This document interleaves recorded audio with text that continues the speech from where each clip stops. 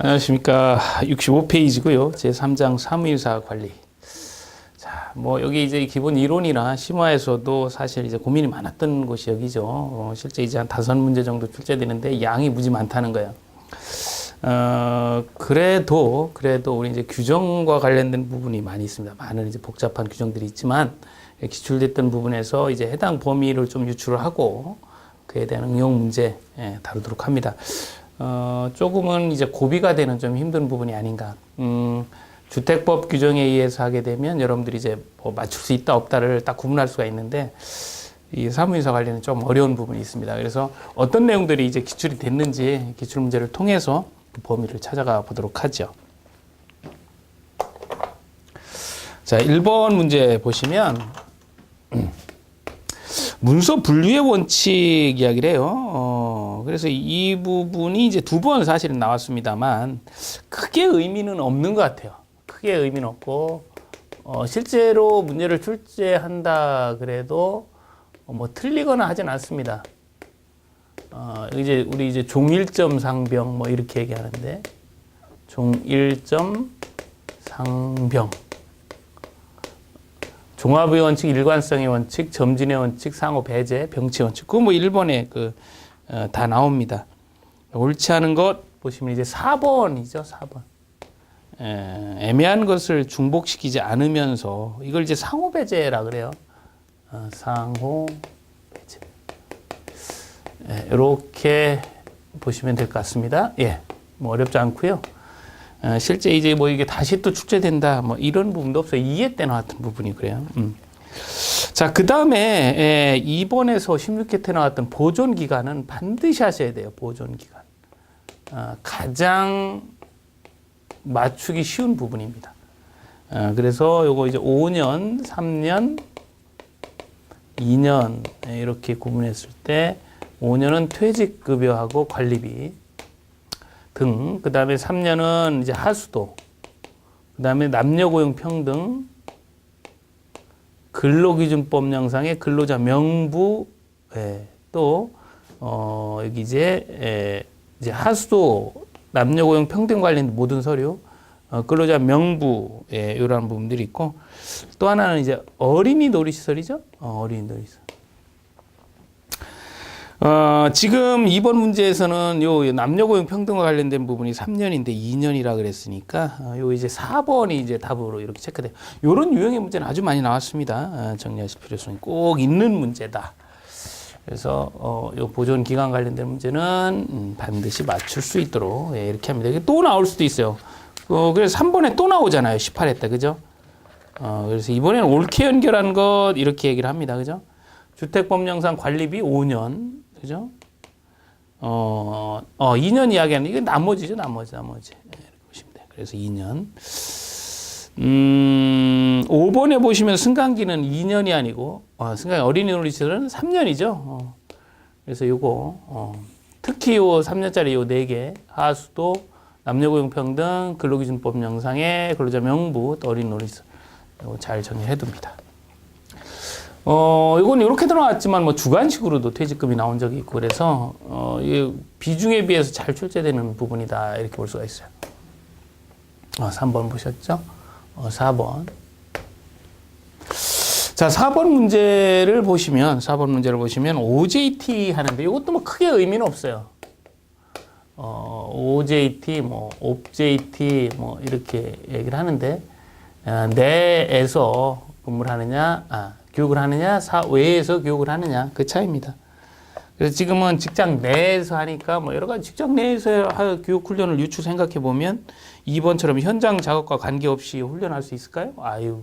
교육하다 보면 뭐 민원인도 오고 막 그러겠죠. 그러니까 2번이 잘못되어 있습니다. 그러니까 이런 것들은 정확히 뭐다 이제 분류만 해놓으면요, 실제 문제 나왔을 때 틀리지 않습니다. 그 다음에 이제 5번 문제 유형, 이제 최근 문제 유형 이런 겁니다. 뭐 각종 이제 실제 업무를 하시면서 법령의 사항들을 잘 알고 있느냐, 이런 부분들이죠. 1번, 보시면, 경비업법상 채용이 불가능하다. 그렇지는 않아요. 뭐 그러면, 어르신들은 다 이거 못하게 해요. 그건 아닙니다. 그죠?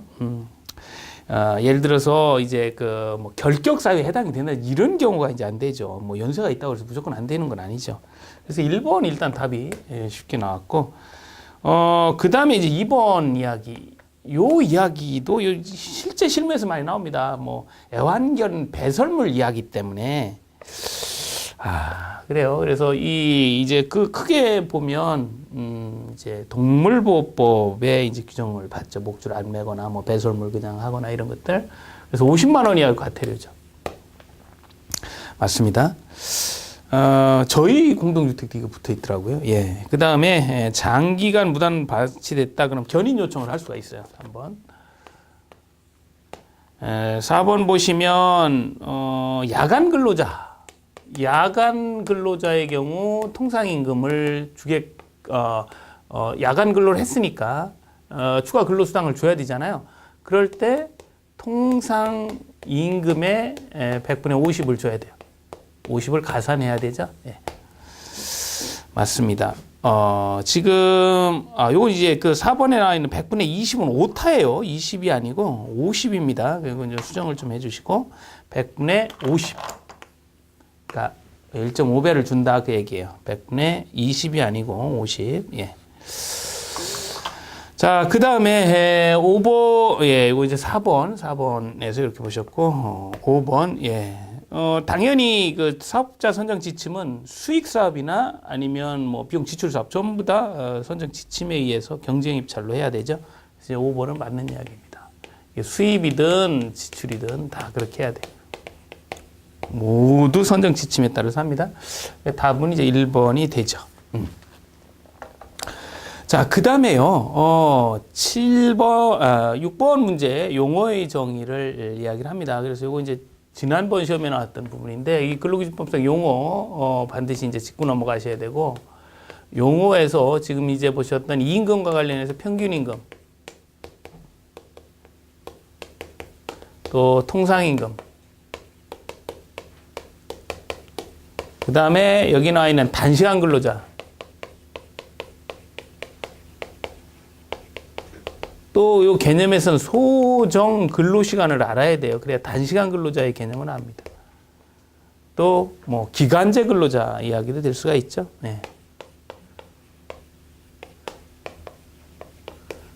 실제 이제 용어에서는 이 기간제 근로자라는 개념 자체는 정하고 있지 않습니다. 근로계약 기간이 있는 자를 기간제 근로자다 이렇게 얘기를 하는데, 평균임금은 지금 나와 있는 것처럼 어떤 사유가 발생했다, 이 사유가 발생했다 이전 3개월 동안의 총임금을 총일수로 나누라. 이게 평균임금이고, 통상임금은 기간 동안에 약정된 금액을 말하고, 단시간 근로자는 소정 근로 시간이 어떠냐 이제 그 얘기죠. 소정 근로 시간은 일정 장소에서 정한 근로 시간이다. 그래서 이 소정 근로 시간은 얼마인지 모릅니다. 이 소정 근로 시간을 정해내서 근로계약을 체결하죠. 그 소정 근로 시간이 다른 근로자에 비해서 일주 동안을 이렇게 비교를 했더니 내가 짧아. 그럼 나는 단시간 근로자가 되는 겁니다. 예. 그래서 이 개념도 정리할 필요성이 있고요. 여기 이제 이 문제의 답은 뭐 3, 뭐 1, 요거를 이제 선택하시면 되겠죠. 예. 자, 7번 문제도 또 임금에 대한 이야기입니다. 그래서 평균임금이라고 하는 게 뭐냐. 예, 여기 보시는 것처럼 그 기간의 일수로 나눈 걸 얘기를 하죠. 자, 그 2번 보시면 평균임금의 증감 제도를 할 때 평균임금을 적용하는 것이 적당하지 아니하다 인정되는 경우에도 적용될 수가 있어요. 그 다음에 3번 보시면 사용자 귀책 사유로 휴업을 했다. 그러면 이 평균임금은 지금 이제 휴업수당 이런 거에 이제 기준임금이 되죠. 휴업수당. 그리고 통상임금이라고 하는 건 약정된 금액이다라는 거예요.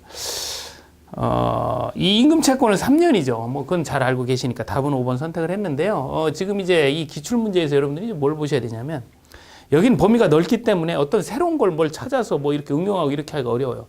기존에 나왔던 이야기를 잘 정리하셔야 됩니다. 잘 정리하시고 그 내용이 다시 한번 출제됐을 때 틀리지 않는 것. 새로운 내용이 나오는 걸 다시 맞추는 거는 좀 굉장히 어려운 일이고요. 기존의 내용을 틀리지 않는 것. 이렇게 이제 포인트를 맞춰서 전체적으로 한 6문제, 5문제 나오면 한 3문제 정도를 맞춘다. 이런 각오로 예, 접근을 한다 그랬습니다. 그 다음에 이제 8번 같은 경우 문제를 보면 예고, 해고라는 개념이죠. 혹은 해고, 예고. 그래서 이 해고, 예고를 할 때 그 수당은 통상임금이 기준임금이 되고 요 해고, 예고를 하는 경우에 예, 이 예고는 30일 전에 해야 되죠. 이게 이제 문제가 있다 그러면 31분 이상의 통상임금. 이제 요거 대신에 이제 이렇게 지급될 수가 있는 거죠. 대신 이제 제외되는 자가 있어요. 제외되는 자. 그래서 이건 이제 6632수다 그랬습니다. 그래서 6은 개월. 그래서 요거 하나는 계절적 업무. 요거 6은 월급 근로자. 뭐 이렇게 했었죠. 그래서 뭐 요거 자체는 뭐 많이 6632수 하면서 기억을 하니까 정리할 수 있어요. 일용직 근로자, 밥을 3번 먹으니까 3개월, 뭐 기간점이 없으면 그냥 2개월, 수습 사용 중이자 뭐 이렇게 됩니다. 그래서 답은 3, 2 이렇게 선택하시면 되고 그렇게 어렵지 않은 문제고요. 그리고 더 중요한 거는 이 부분은 이제 한 번 이제 출제가 됐었고 다시 한 번 또 이렇게 내기는 조금 문제가 있을 수 있어요. 그러니까 뭐 임금 이야기는 계속 반복적으로 물어보는데 이 얘기는 뭐 여기서 한번 정리했었습니다. 자, 대신 이제 구제 쪽에 이제 문제가 많이 나오죠. 거기도 이제 9번 문제 보시면 네, 지난해에 바로 나왔던 겁니다. 부당해고 등의 구제. 그래서 이 부분은 반드시 틀을 잡고 가셔야 돼요. 전체적으로 봤을 때 우리 이제 한 문제가 근로기준법에서 임금이냐 아니면 해고냐 아니면 휴가냐 이렇게 해서 이제 3개 중에 하나는 반드시 나옵니다. 시험에. 그래서 어쨌든 뭐 해고적인 측면에서 봤을 때는 이 구제 절차가 이제 좀 중요하게 나온다라는 거죠. 이렇게 이제 부당해고를 당했다. 그러면 구제 신청을 어디다 하느냐? 노동위원회 하죠. 노동위원회에서 어떤 결정이 내려지고 그거에 대해서 부당하다 하게 되면 중앙노동위원회로 갑니다. 여기에 어떤 결정에 불만이 있다 하게 되면 행정소송을 제기하는 거죠. 그래서 요때 이제 제척 기간이 있잖아요. 요건 이제 3개월 이내에 해야 된다. 요거는 10일 이내에 해야 된다. 요거는 15일 이내에 해야 된다. 이런 이제 제척 기간을 가지고 있습니다. 자, 문제를 통해서 뭐 보도록 하시죠. 자, 우선 첫 번째요. 9번 문제 보시면 구제 신청이다. 예, 이건 뭐 처음에, 그래서 언제 해야 되느냐? 3개월 이내에 해야 된다. 3. 이렇게 선택하시면 되고. 자, 10번 문제 볼까요? 부당 노동 행위로 인하여 권리를 침해당한 근로자가 부당 노동 지금은 이제 요거는 근로기준법이고 노동조합 및 노동관계조정법은 부당 노동 행위가 있다. 요 얘기가 나와요. 9번, 10번은 좀 다른 얘기죠. 부당 노동 행위가 있다. 그러면 부당 노동 행위가 있다 그러면 이것도 마찬가지로 노동위원회에 이 신청을 할 수 있는 거죠. 구제를 해달라라고 구제 신청을 해요.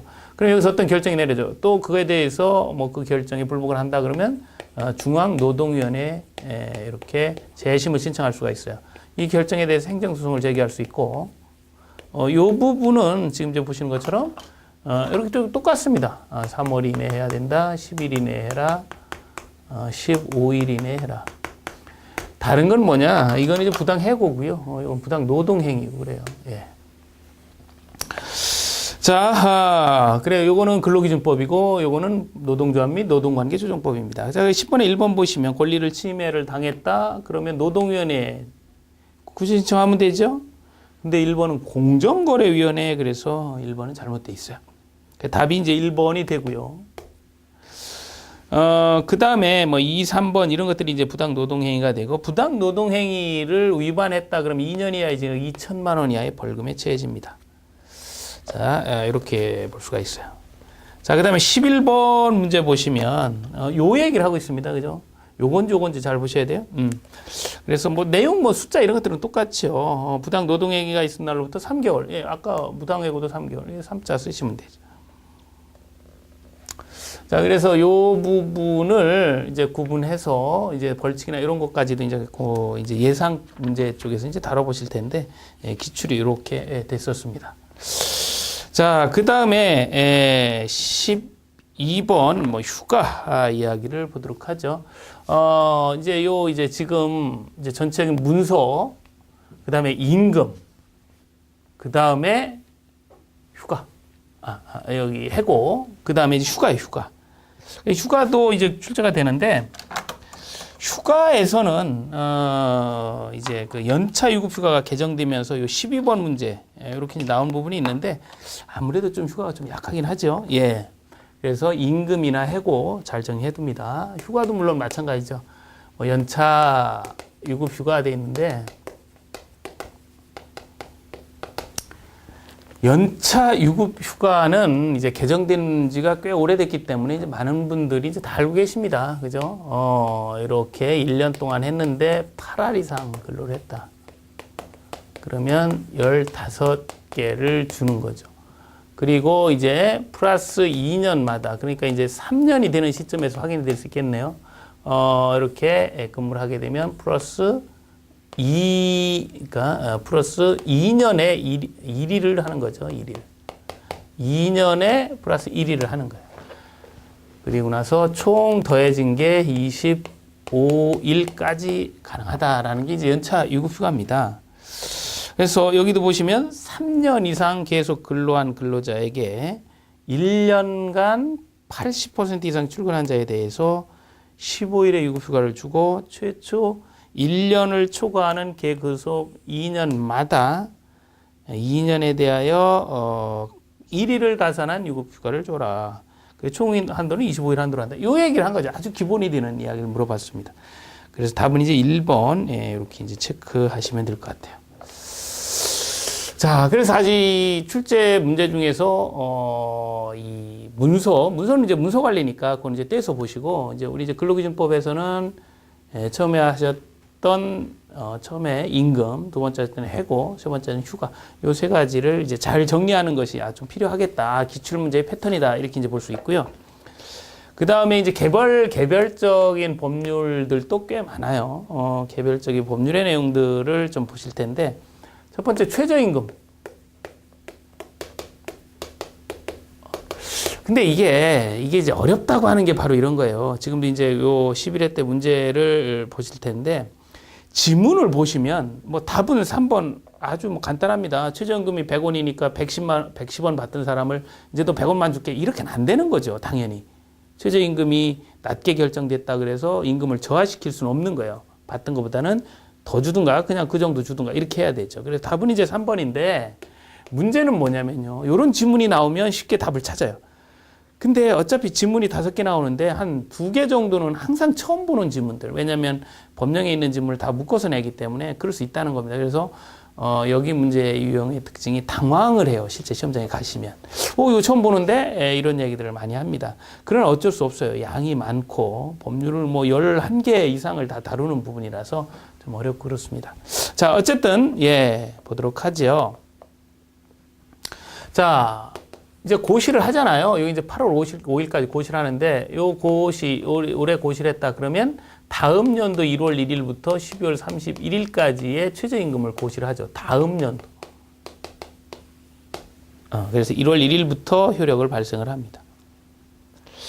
자, 그리고 2번 보시면 뭐 최저임금법뿐만이 아니고 근로기준법을 제외한, 나머지 근기법을 제외한 나머지 모든 법률은 모든 사업장에 적용됩니다. 모든 사업장에 적용이 돼요. 자, 그래서 2번 보시면 사업 또는 사업장에 적용한다 이렇게 돼 있죠. 물론 이제 가사 사용인이나 뭐 이런 경우는 제외합니다. 자, 3번은 아까 체크하셨고요. 저하시킬 수 있지요. 저하시킬 수 없지요. 당연하지요. 자, 그래서 3번은 당연히 이제 답이 되고. 그 다음에 이제 4번 보시면, 이렇게 주지 의무가 있어요. 이것도 이제, 예상 문제 쪽에서 정리를 하시겠지만, 요 주지되는 그 4가지를 반드시 기억을 하셔야 됩니다. 포인트로. 자, 5번에 보시면 수습 사용 중이자 있죠? 3번이 아니고, 4가지가 있죠. 이게 3번이 아니고 이제 4번이죠. 그 다음 5번에 보시면, 감액 이직하는 경우에요. 그래서 여기 이제 지난해까지는 단감 근로자도 여기 해당이 되는데 이제 다 빠지고 이제 수습 사용 중이자만 감액을 합니다. 이것도 기억을 하셔야 돼요. 10%를 감행하죠. 네. 자, 그래서 답은 이제 3번을 선택하시면 돼요. 그래서, 지금도 이제 그 지문이 이제 길고, 법령인 지문이라 뭐 이렇게 좀 생소한 지문이 나올 수 있어서 좀 주의를 합니다. 자, 그 다음에, 14번 문제를 보시면,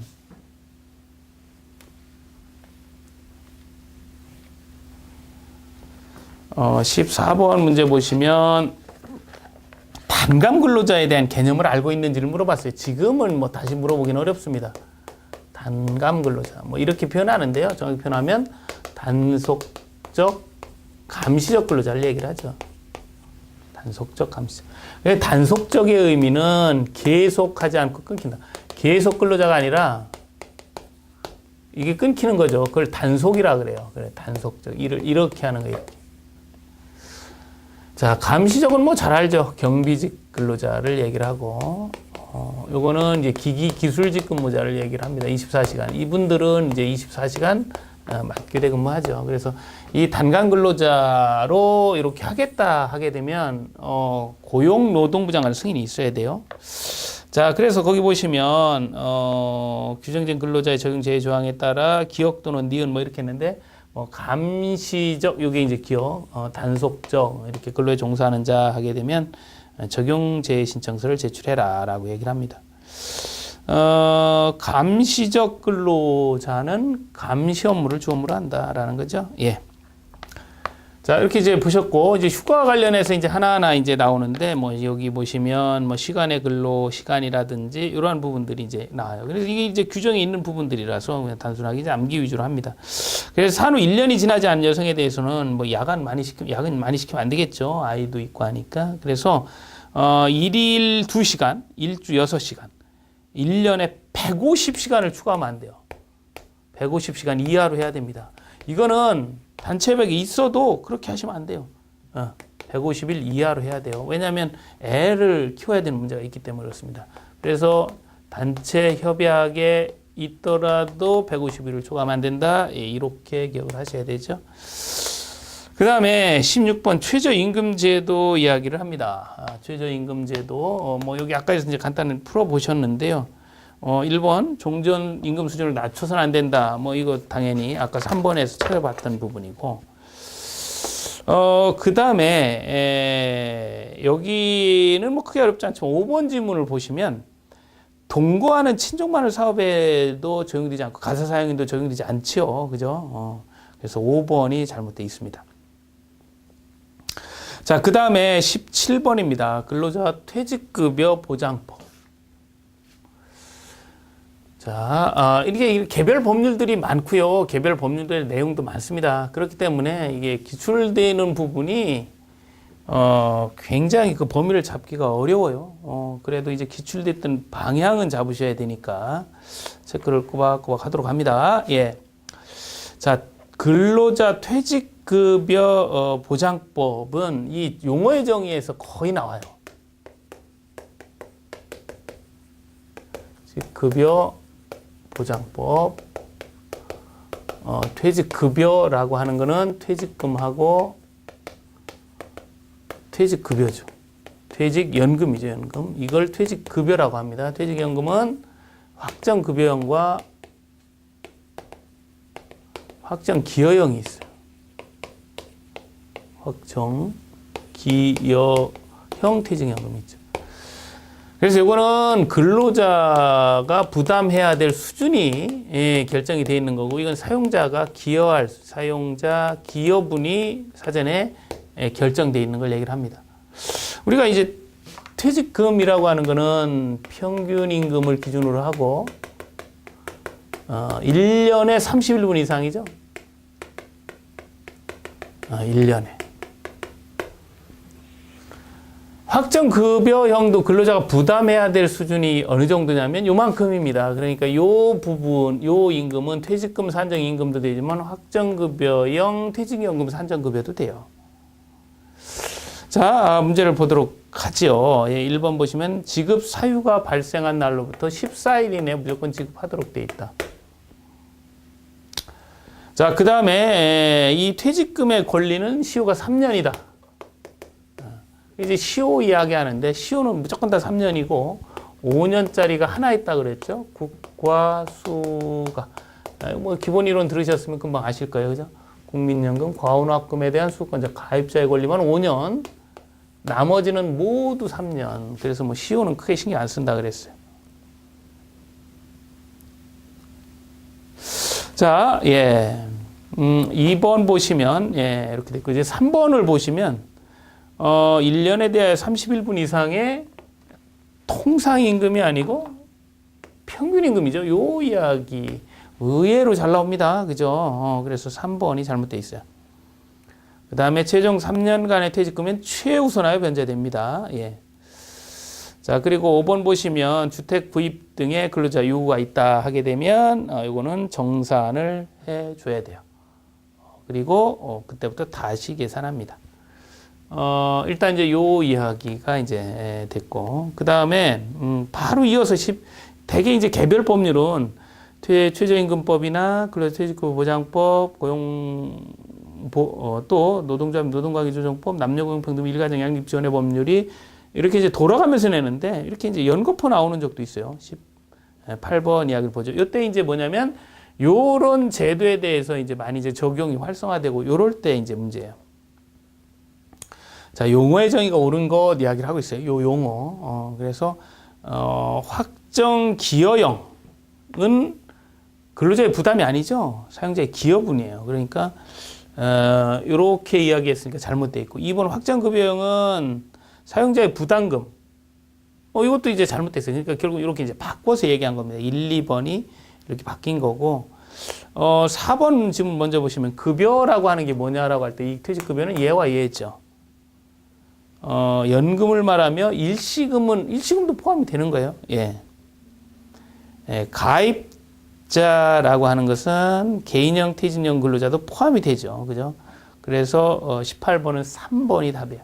결국은 이제 요 어떤 기본적인 용어 정도를 구분하는지가 이제 기출됐던 문제의 내용이다. 이렇게 보시면 돼요.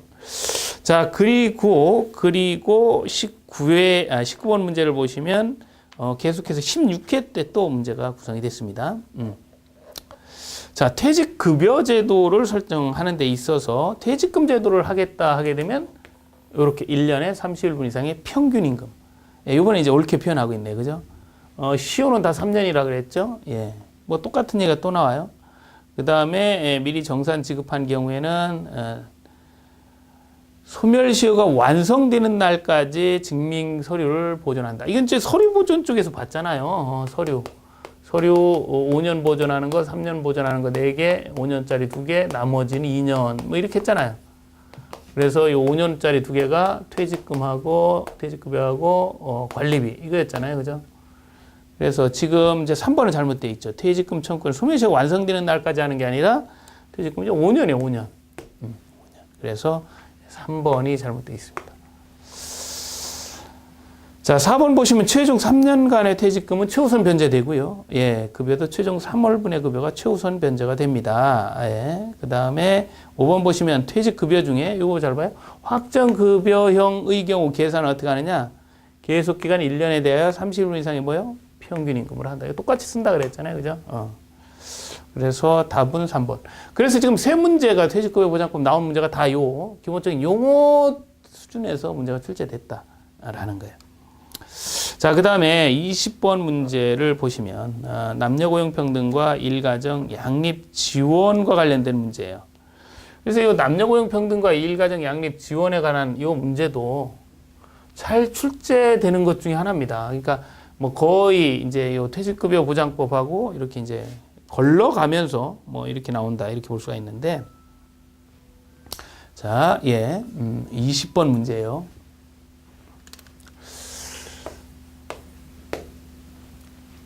남녀 고용 평등과 일가정 양립 지원.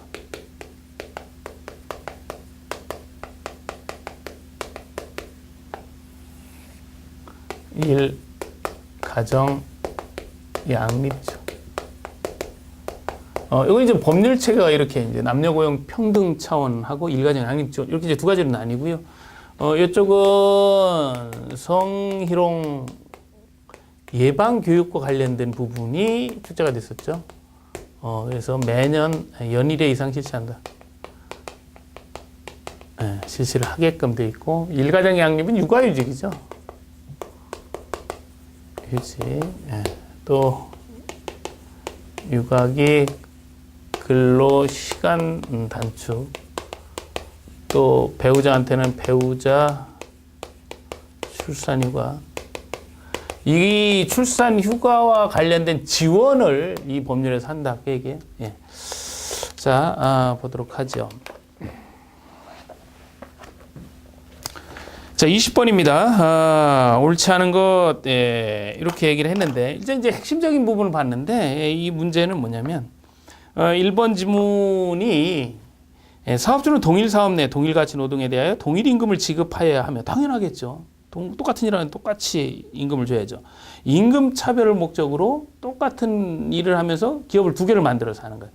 그래서 똑같은 일을 하는데 기업을 좀 임금을 좀 낮게 주는 이런 사업을 한다. 하게 되면 A, B, 그러니까 A라는 곳과 B라는 곳에서 일을 한다. 얘가 낮다. 그럼 여기 근로자들이 굉장히 뭐 여러 가지로 평등하지 않고 뭐 여러 가지 문제점이 노출될 수 있죠. 근데 이게 실제로는 하나의 기업으로 이렇게 보는 거죠. 그러면 나중에 이게 문제가 될 수 있으니까 그렇게 못하도록 이렇게 규제하기 위해서 동일한 사업으로 봅니다. 그래서 1번은 동일한 사업으로 보지 않는다. 그래서 잘못됐죠. 그래서 1번이 답이 되는 거예요. 뭐 2번처럼 뭐 이렇게 이제 고용 평등적인 측면에서 모집할 때 뭐 키, 신체, 용 뭐 이런 거 절대 요구하면 안 됩니다. 그다음에 채용할 때 당연히 남녀 차별을 해도 안 되죠. 그다음에 뭐 임금 뭐 이런 때도 차별하면 안 됩니다. 그러니까 이 차별에 대한 부분을 이야기를 하고 있죠. 뭐 승진 뭐 이런 거 다 차별 안 돼. 인사관리 전반에 걸쳐서 차별은 안 된다. 자, 그다음에 21번은 배우자의 출산 휴가인데요. 요렇게 되죠. 사실 요거는 이제 법이 조금 요때 바뀌었어요. 17회 때. 그래서 이제 나온 부분인데 예전에 3일 중에 3일을 유급으로 하다가 지금은 5일 중에 3일만 유급입니다. 그래서 5일 범위 내에서 3일은 유급을 한다. 요 얘기를 이제 넣으시면 될 것 같아요. 그래서 사실 이제 이쪽은 이제 사무 관리를 하면서 보면 다 이제 현실성 있는 부분들이고 뭐 여기 더 보험 관리에 가면 이제 더 그렇습니다. 그렇다 보니까 이 법이 어떻게 개정이 되는지 또 어떻게 이 법이 변화가 있는지 이런 거 잘 살피셔야 돼요. 이런 거는 그의 바뀐 내용이 그대로 시험에 이제 나온 예지요. 자, 그 다음에 22번 문제를 보도록 합니다. 남녀고용평등과 일가정 양립 지원에 관한 법률 중에서 성희롱 예방교육에 관한 성희롱에 관한 이제 문제인데 이제 예방교육까지 이어지겠죠. 그래서 1번 보시면 연일회 이상 사업주는 성희롱 예방교육을 해라. 그렇죠? 그리고 이 예방교육은 뭐 여러 가지 이제 고려해야 될 부분들이 있는데 합니다. 다만 이 한 성으로만 돼 있다든지 남성이면 남성, 여성이면 여성, 아니면 10인 이내라든지 이런 경우는 좀 이 약식으로 할 수가 있죠. 그러니까 뭐 자료만 배포한다든지 이 정도 가능한데 그래도 여기도 해야 됩니다. 한성으로만 돼 있어도 이런 부분들이죠. 자, 사이버 교육 가능한 경우고요. 4번에 보시면 근로자가 모두 남성, 여성 중 한성으로 됐다 하더라도 홍보물 게시라든지 이런 약식으로 하셔야 됩니다. 예. 그 다음에 5번 보시면 그러면 이제 이 교육을 해야 되잖아요. 이 교육 기관이 있을 거예요. 그죠? 이 교육 기관은 누가 정하느냐? 여성가족부 장관이 하는 게 아니에요. 고용노동부 장관이 합니다. 예. 기관. 그래서 답은 이제 5번이죠. 그래서 이 성희롱 예방 교육에 대한 전체적 문제가 한번 이제 구성이 됐었습니다. 자, 그 다음에 육아휴직과 관련된 이야기요. 육아휴직과 관련된 이야기가 이렇게 이제 구성이 되는데, 이제 육아휴직, 육아휴직 근로시간 단축, 뭐 이런 이야기죠. 우선 이제 육아휴직을 할 수 있는 대상이 어떻게 되느냐 이렇게 얘기하면 초등학교 2학년 이하의 자녀, 나이로 하면 만 8세 이하입니다. 이건 이제 정의해야 되고. 그럼 기간을 얼마로 줄 거냐? 요자들 중에 이자를 가진 근로자는 1년 범위 내에서요. 1년, 최장 1년입니다. 1년. 예. 그리고 여기서 이제 중요한 거는 이 1년은 근속연수에 포함된다는 거죠. 포함됩니다. 그래서 이렇게 날짜가 확정된 건 다 포함이 돼요. 그러나 근로기준법상 휴가, 예를 들면 휴업. 뭐 다쳐가지고 병원에 있는데 어느 정도 있을지 모르겠다. 이런 것들은 절대 포함되지 않고요. 확정된 것들은 포함이 됩니다. 주의하셔야 되고요. 불리한 처우를 해서는 안 된다. 이건 뭐 지문 쉽게 하실 수 있죠. 뭐 4번도 마찬가지죠. 이제 휴가지 갔다 왔는데 똑같은 일을 시켜야지. 엉뚱한 일을 시키면 이게 또 문제가 되겠죠. 그 다음에 이제 여기서는 이제 요 지문이 16회 때 나왔는데 굉장히 어려운 지문이 이제 5번 지문이에요. 5번 지문. 이건 이해를 하셔야 돼요.